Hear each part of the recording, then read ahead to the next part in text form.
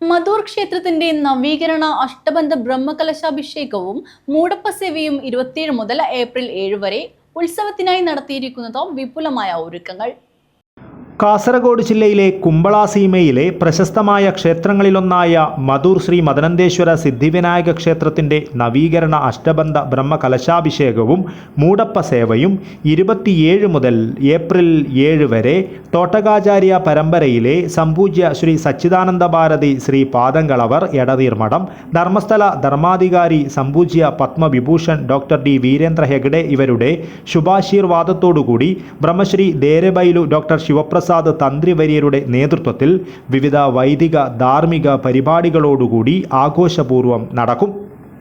30-ന് ഞായറാഴ്ച രാവിലെ 9:10-നും 11 മണിക്കും മധ്യേ വരുന്ന രേവതി നക്ഷത്രം തൃതീയ ചരണം വൃഷഭ ലഗ്ന ശുഭമുഹൂർത്തത്തിൽ ശിഖരപ്രതിഷ്ഠ, ശിഖര കലശാഭിഷേകം, അഷ്ടബന്ധ പ്രതിഷ്ഠ എന്നിവ നടക്കും.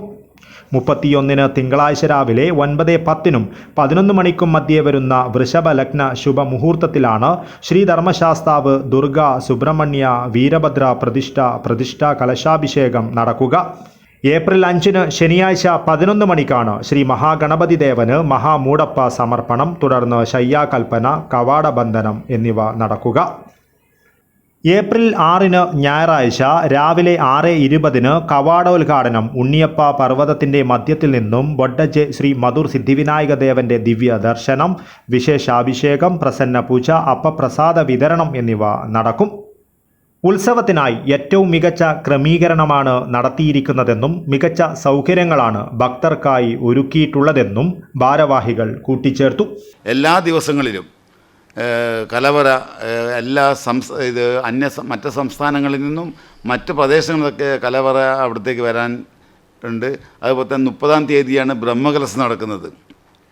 30-ാം തീയതിയും 31-ാം തീയതിയും ഈ പ്രതിഷ്ഠാ കാര്യങ്ങൾ നടക്കും. അതുപോലെ തന്നെ 5-ാം തീയതി മൂടപ്പ സേവ നടക്കും. 5-ാം തീയതി മൂടപ്പ സേവ നടത്തി ഗണപതിയുടെ നട അടിച്ചാൽ പിറ്റേ ദിവസം രാവിലെ 6 മണിക്കാണ് നട തുറക്കുന്നത്.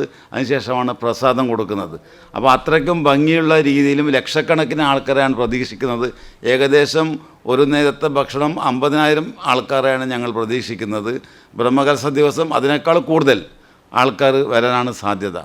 ഉത്സവ കമ്മിറ്റി ഭാരവാഹികളായ K Girish, Rajeevan Nambiar, K Narayanayya, TS. Karthik Raj എന്നിവർ വാർത്താസമ്മേളനത്തിൽ പങ്കെടുത്തു. News bureau, Kasaragod.